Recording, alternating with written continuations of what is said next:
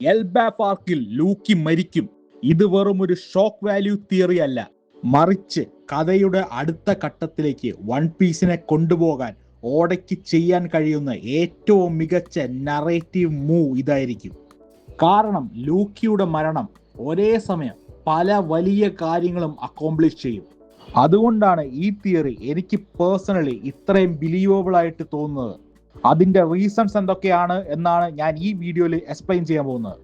Point number 1, എൽബാഫ് ആണ് final സാഗയുടെ യഥാർത്ഥ turning point. എൽബാഫ് ഒരു സാധാരണ ആർക്കല്ല. ഇവിടെയാണ് വൺ പീസ് അതിന്റെ അവസാന ഘട്ടത്തിലേക്ക് കടക്കാൻ പോകുന്നത്. അതിന്റെ കാരണം ഈമു ആദ്യമായിട്ട് നേരിട്ട് ബാറ്റിൽ ഫീൽഡിലേക്ക് ഇറങ്ങിയിരിക്കുകയാണ്. ബ്ലാക്ക് ബിയർഡിനൊപ്പം വൺ പീസിലെ അവസാനത്തെ സാഗയിലെ 2 പ്രധാന വില്ലന്മാരിൽ ഒരാളാണ് ഈമു. അതുകൊണ്ട് തന്നെ ഈമുവിന്റെ എൻട്രി ഒരു സാധാരണ വില്ലൻ ഇൻട്രൊഡക്ഷൻ ആയിരിക്കരുത്. ഒരു യഥാർത്ഥ ഫൈനൽ ബോസ് എന്ന ഫീലിംഗ് ഓഡിയൻസിന് നൽകണം.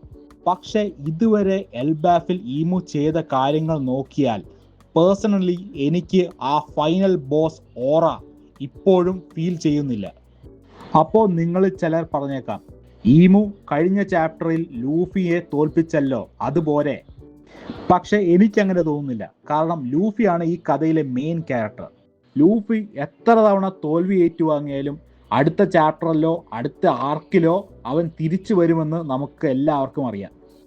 അതുകൊണ്ട് ലൂഫിയെ ഡിഫീറ്റ് ചെയ്തത് വലിയ കാര്യമാണെങ്കിലും അത് ഓഡിയൻസിനെ ഒട്ടും ഷോക്ക് ചെയ്യില്ല. പക്ഷേ ലൂക്കിയുടെ കാര്യം അതല്ല. ഇപ്പോൾ എൽബാഫിൽ ഈമു കഴിഞ്ഞാൽ ഏറ്റവും സ്ട്രോങ്ങസ്റ്റ് ക്യാരക്ടറാണ് ലോക്കി.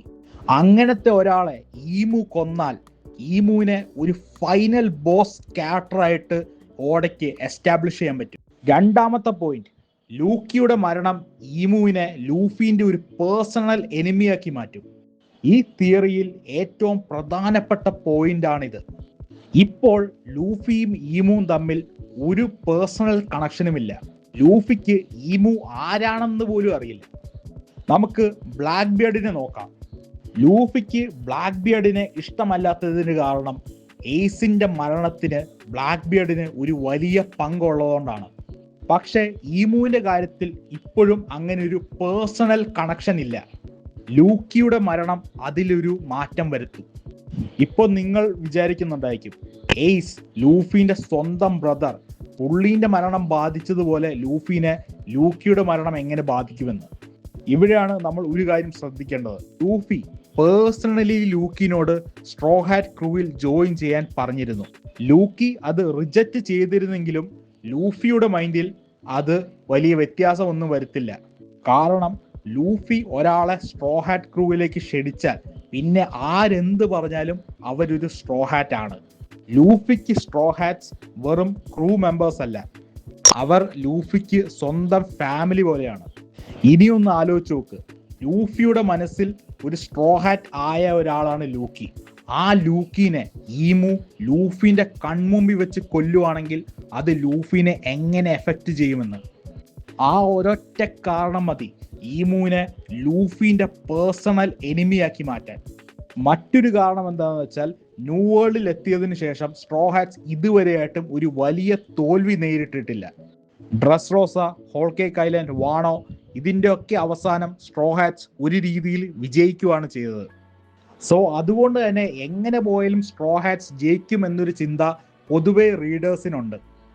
സോ ഞാൻ ഈ തിയറിയിൽ പറഞ്ഞതുപോലെ ലൂക്കി ഈ ആർക്കിന്റെ അവസാനം ഈമുവിന്റെ കൈയാൽ മരിക്കുകയാണെങ്കിൽ അത് സ്ട്രോ ഹാറ്റ്സിനും പേഴ്സണലി ലൂഫിക്കും ഒരു വളരെ വലിയൊരു തോൽവിയാണ്.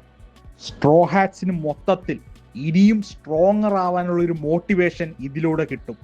ലൂക്കി മരിക്കുമെന്ന് പറയാനുള്ള ഫൈനൽ പോയിന്റ് എന്താണെന്ന് വെച്ചാൽ, ലൂക്കിയുടെ മരണം ജയൻസിനെ ഫൈനൽ വാറിലേക്ക് നയിക്കും. ഇപ്പോൾ എൽബാഫിലെ ജയൻസ് പഴയതുപോലെ വാറിയേഴ്സ് അല്ല.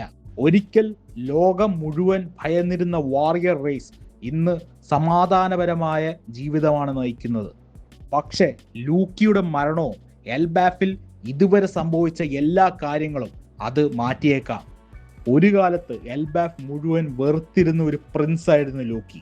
പക്ഷേ അവസാന നിമിഷം എൽബാഫിലെ ജയൻസിന് വേണ്ടി സ്വന്തം ജീവൻ വരെ സാക്രിഫൈസ് ചെയ്ത് ഫൈറ്റ് ചെയ്ത ആളായി ലൂക്കി മാറും.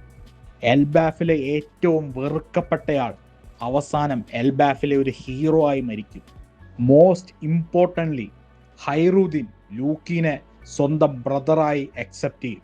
ലൂക്കിന്റെ സാക്രിഫൈസിൽ ഇൻസ്പയർഡായി ഹൈറൂദ്ദീൻ എൽബാഫിലെ ജയാൻസിനെ മൊത്തം യുണൈറ്റ് ചെയ്തിട്ട് ഫൈനൽ വാറിൽ ലൂഫിക്കൊപ്പം വേൾഡ് ഗവൺമെന്റിന്റെ എതിരെ ഫൈറ്റ് ചെയ്യും.